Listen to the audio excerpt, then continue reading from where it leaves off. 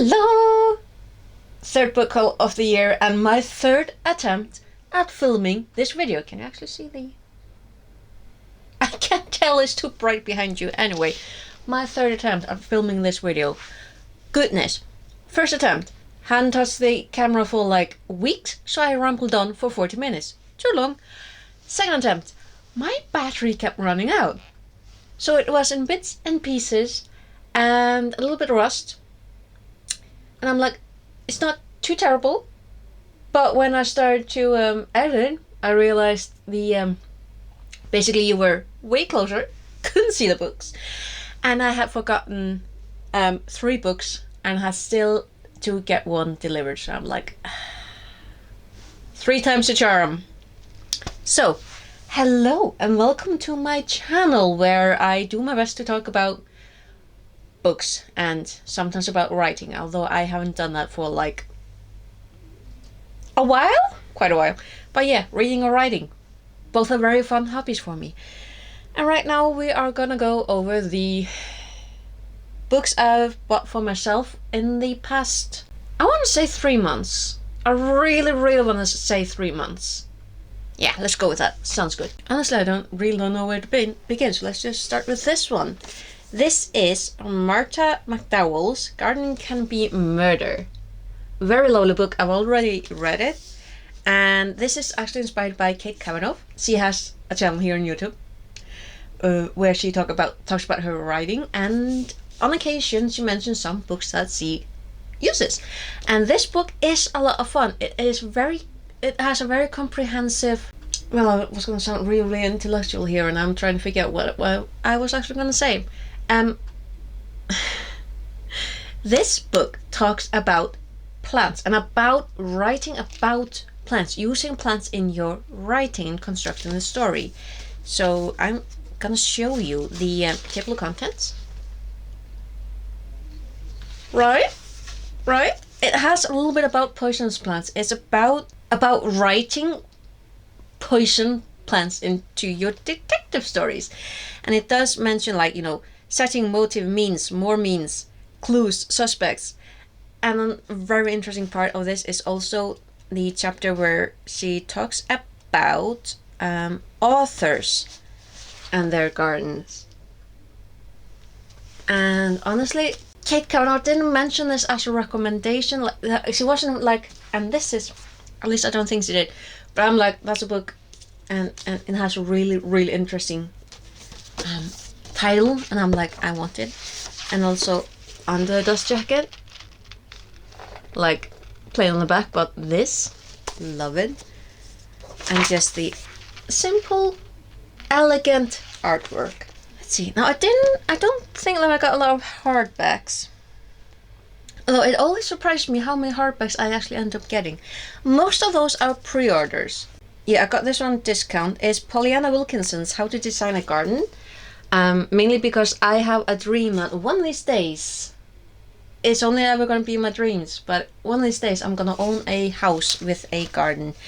And for some reason I keep dreaming that I can just do fun stuff with it. And I mean, it's got a lot of, I'm going to say interesting stuff, right? Like everything to do with gardening. On top of that, I live in Iceland and we don't really have the same growing season as any part of England. Any part of the UK. I'm like, I can always dream. And in any case, I can also use this when I'm building in The Sims 4. I can make any type of house, any type of building, and any type of garden I want there. Actually, speaking about gardening as well, although this isn't about gardening, this is about cooking. And I thought this book was going to be way smaller. I pre-ordered this one. It's Sami Tamimi's Bustani, a celebration of vegetables from my Palestine. And these parts here with the like leaves and fruits, they've got like a lovely interesting texture. Really interesting. A really heavy book too. Like I was expecting something smaller, like maybe, I mean, small but thick. Like I was, not this. But yeah, I'm really interested obviously in this one. Also it has a ribbon. Always a good thing. Oh, it's a sturdy one too.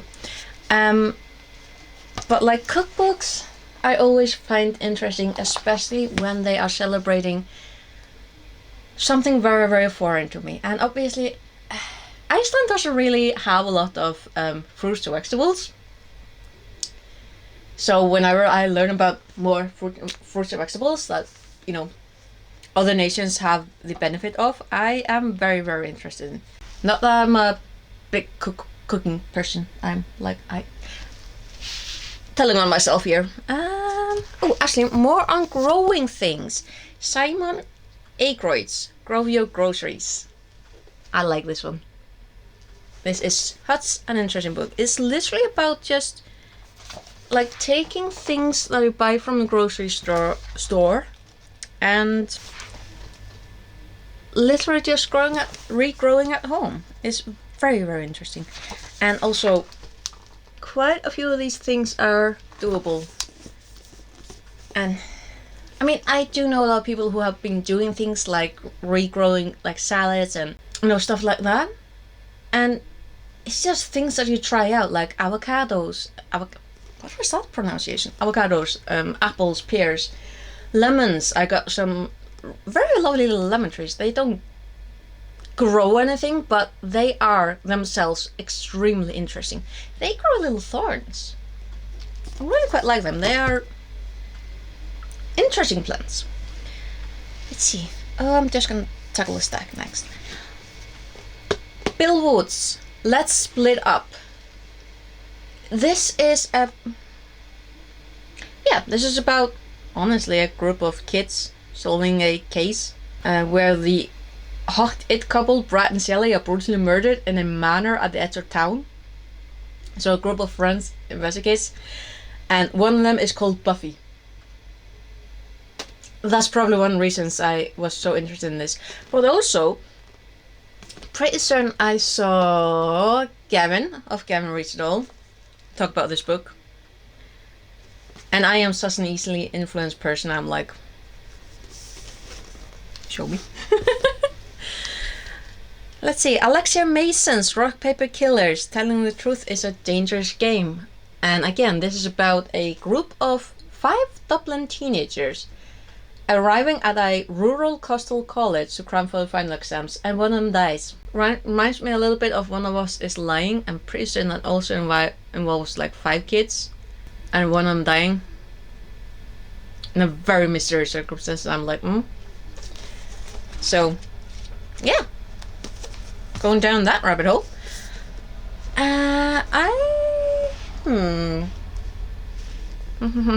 Yeah, this one. Lewis Carroll's Alice, the Annotated. I saw this a while ago. I feel like I also saw someone talk about this one. It's literally just the classic tale of Alice in Wonderland, but with all the annotations. So with the explanations from is it who made annotations? Like, yeah, there are questions here, like, where did the Cheshire Cat get its grin? Why was a dormouse put in a teapot? What made the mock turtle cry? So you get the answers to those questions, like the things that, yeah, I at least need explanations to. So, yeah, I'm very happy about this one. I can't quite remember who was the first person I heard about this book from, but I'm very thankful that I saw it.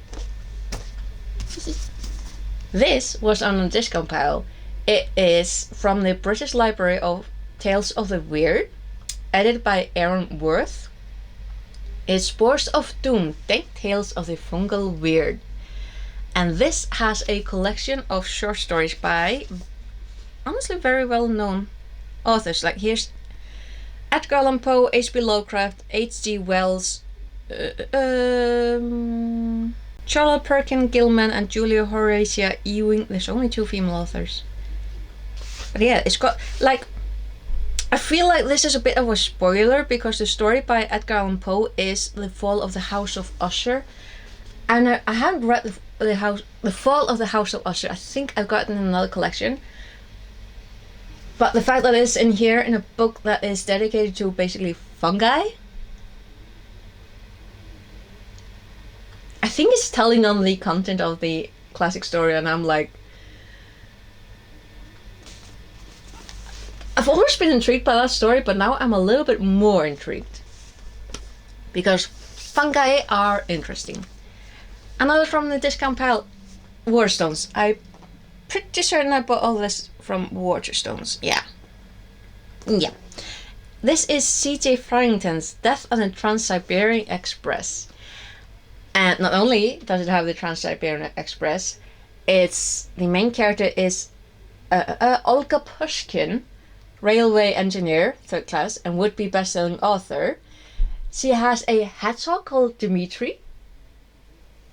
I mean, get me a pet anything with a cute little name like Dmitri.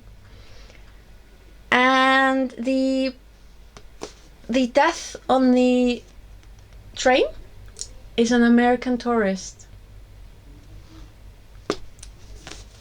I don't know what it is about American tourists. Like, I'm pretty sure there's an entire genre about that, but definitely, this is also Gavin Reads It All. It's Disney's Hocus Pocus and the all-new sequel, which, please.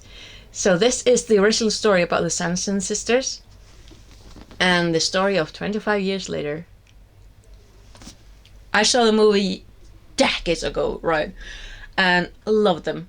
Love the Sanderson sisters. They did terrify me a little bit, but the older I get, the more I'm like, listen, they were a lot of fun.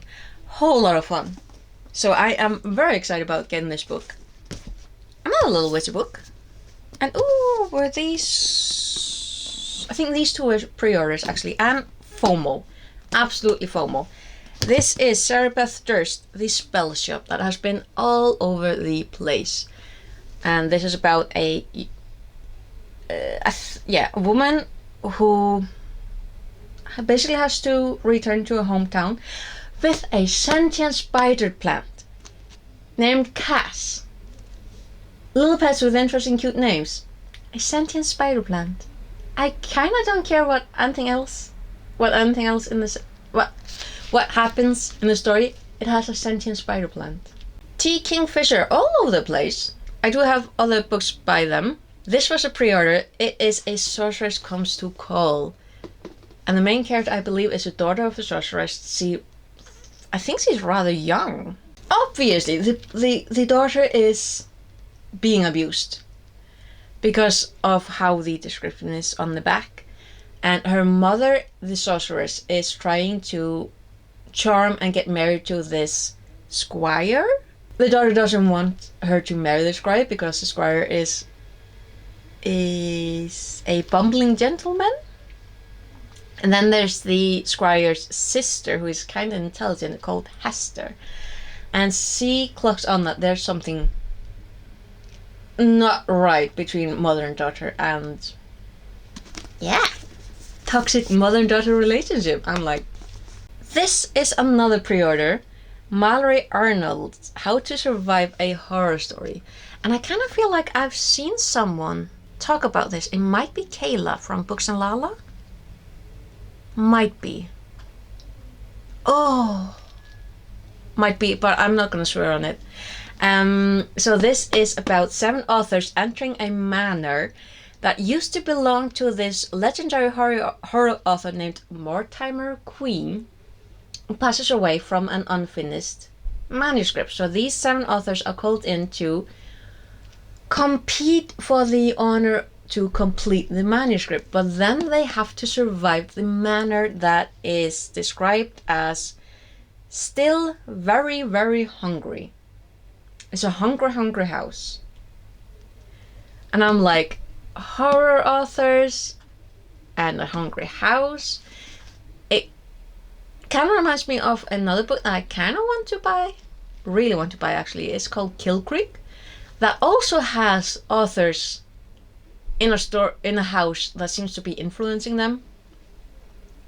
People have been talking about it very, very different. I'm like, now I really want to read that one as well. Yeah, another FOMO and a pre-order, because no way was I gonna buy for, buy the hardback. I want the paperback. And it's a chunker. Such a chunker. It's James Islington's The Will of the Many, the first book of, well, I think it's a series. Yeah, this has been all over the place. Goodness, something slipped. All over the place. And it's about a magic school and very weird magical politics. And Emily Fox described it as a magical MLM. And on that, I was like, that sounds actually quite interesting. But it's a chunker, and the lettering is tiny. This is literally the size of lettering that you get from old classics. And I'm like, so it's a chunk with itty bitty tiny letters. Like, these are ant-sized. I don't know what to feel about that. I'm like,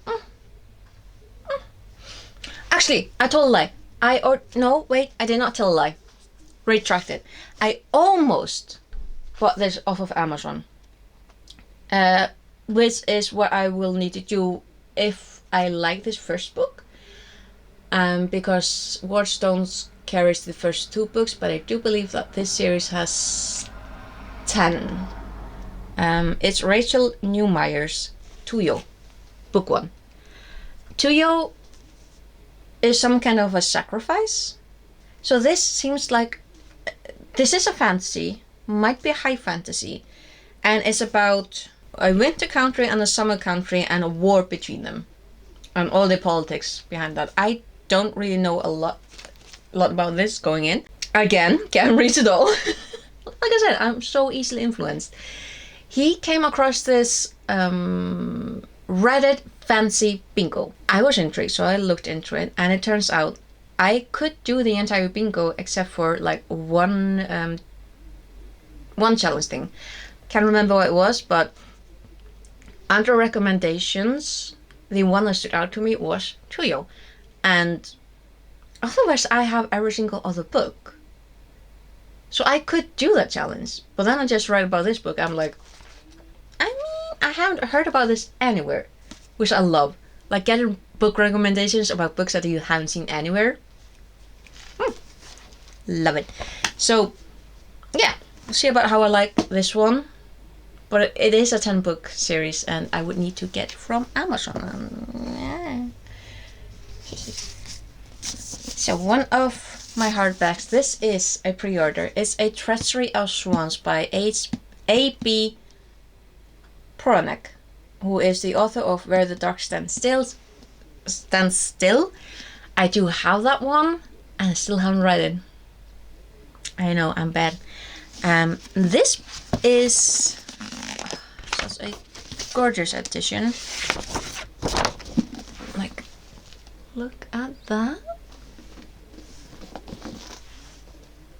So this is a sapphic retelling or reimagining or inspired by the Swan Lake, where the sorcerer's daughter is working on, because magic has been banned in the kingdom, so she's working on basically getting magic back by impersonating a princess. But then things happen, and she basically needs to work with the princess in order to fix things, and then romance happens between them. And I'm like, I think this is like the second story that I have that is inspired by the Swan Lake, and I am really, really looking forward to reading both of them. Like, my TBR pile is piles. Love it. Oh, speaking of classics, I was talking about classics just now, and H.P. Lovecraft. I bought 2 more. This is At the Mountains of Madness, that happens in Antarctica. An expedition to Antarctica. There, it's got ancient ruins, a lost alien civilization, and monstrous forces. I'm like, goodness. And then I got the Dunwich Horror, where we are getting to know Wilbur Whately, that I am pretty certain that is a character that is basically everywhere. If you are anywhere in any horror corner of the internet, Wilbur Whately is gonna pop up. And now I have this story, and I'm gonna, I don't know, maybe read it this autumn, like in October or something, which would fit with the third anthology by Mariana Enriquez, A Sunny Place for Shady People. I have the other two anthologies, The Dangers of Smoking in Bed, which I loved, and Things We Lost in the Fire, that I hadn't finished reading, but this one just came out, and I do like her short stories. They are all based on, isn't it Argentina? Yeah, I think it is. And they have like, she's writing about ghost stories and monster stories and the interactions between people and people being monsters as well. And it's like, love it. My Icelandic little heart is like, kinship. Love it. So obviously I needed to get the third anthology. Like, anything else would just be unimaginable. Unimaginable. Another discount book. Keith Seifert. This is a non-fiction, by the way. The Hidden Kingdom of Fungi. It's all about mushrooms. Fungi. It's got like that. Like, it's like lovely kind of like library green, official green. It's like the green that you, I don't know where I was going with that, but fungi. And I am a big fan of mushrooms and fungi. Literally got this pillowcase just a while ago because it has mushrooms on it. It's just, this is one of the things that I am very happy about this year. And yeah, but there are mushrooms everywhere. Everywhere you look, you can get mushrooms, anything. I am so happy. Yangi, translated by Jeremy Tiang, Strange Beasts of China. This is about an amateur cryptozoologist who is basically tracking down all these strange creatures of China. She is commissioned to uncover the stories of its fabled beasts. These creatures live alongside humans in near inconspicuousness, some with ancient forebears, others engineered as artificial breeds. Kind of FOMO, but also YouTube shorts, because for some reason a while ago I got this series again and again and again in YouTube shorts, and it's like this strange robot looking thing with a human face that called itself Murderbot and was like acting like a security or guard.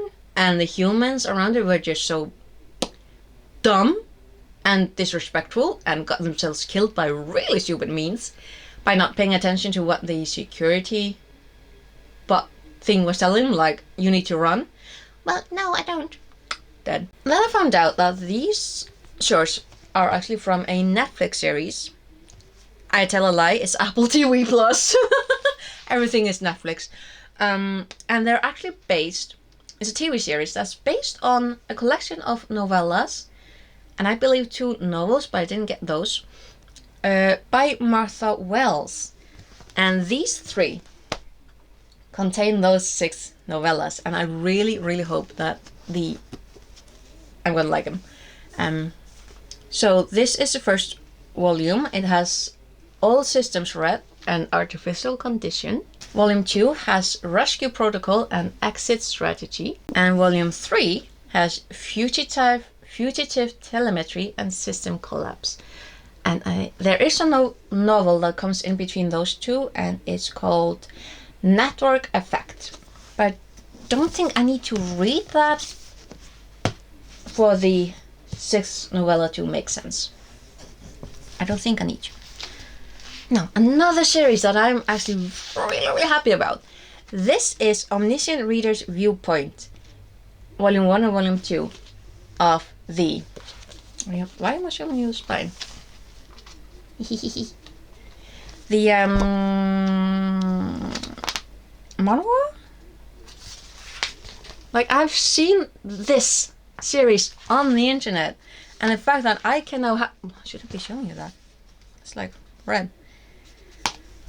I can now buy these in physical format. I'm like so happy I have the art in my hand. So yeah, graphic novel, yes.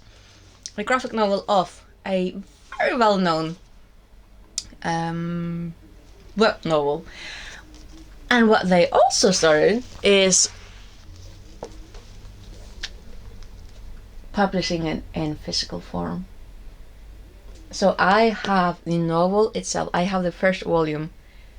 But it's by Sing Nishang. I'm sorry, my pronunciation is awful. But the artwork is gorgeous. Gorgeous. And basically this, if you don't know, Omniscient Reader's Viewpoint is about this main character here called Kim Dokya or Dokya Kim, who is the sole reader of a very obscure web novel that is called, what is it called again? Three ways to survive the apocalypse.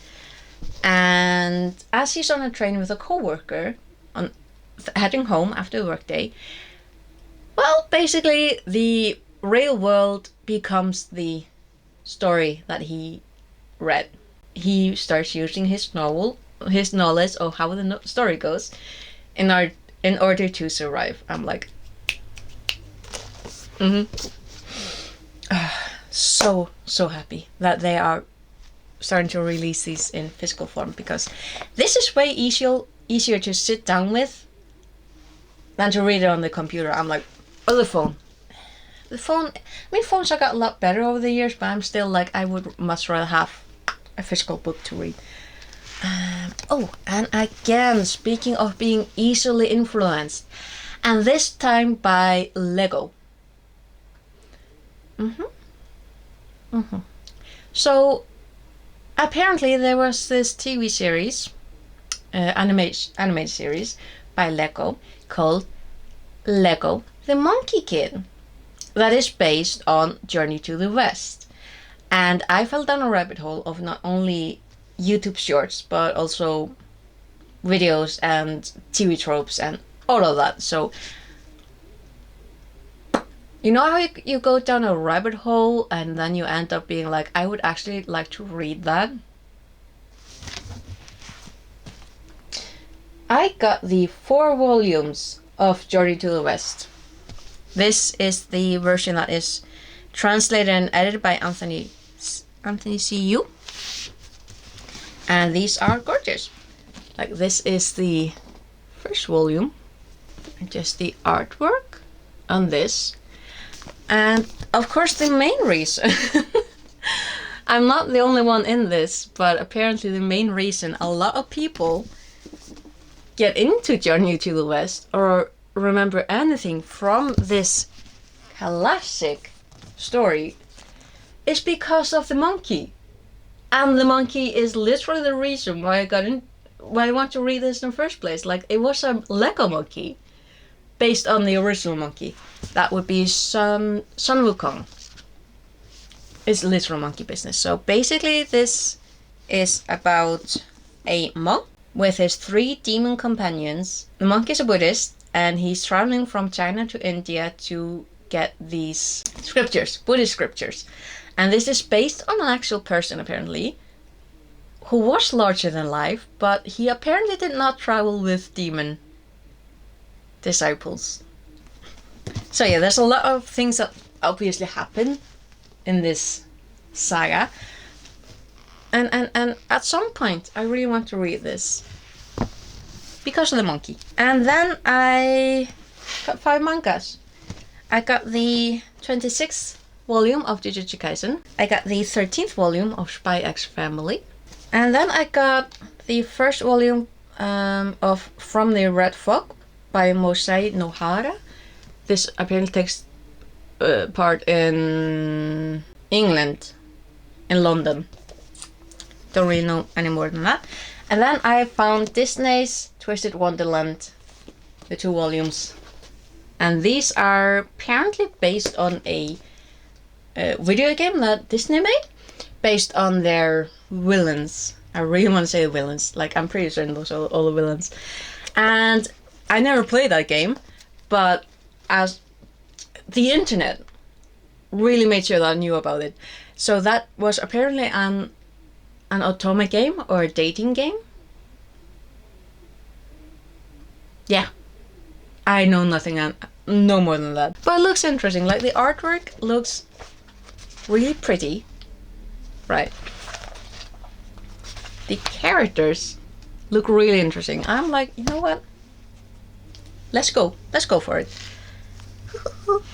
And then, because again I fell down a rabbit hole, I got the 14 volumes of Robert van Gulik's series about Judge D. Because again, a rabbit hole.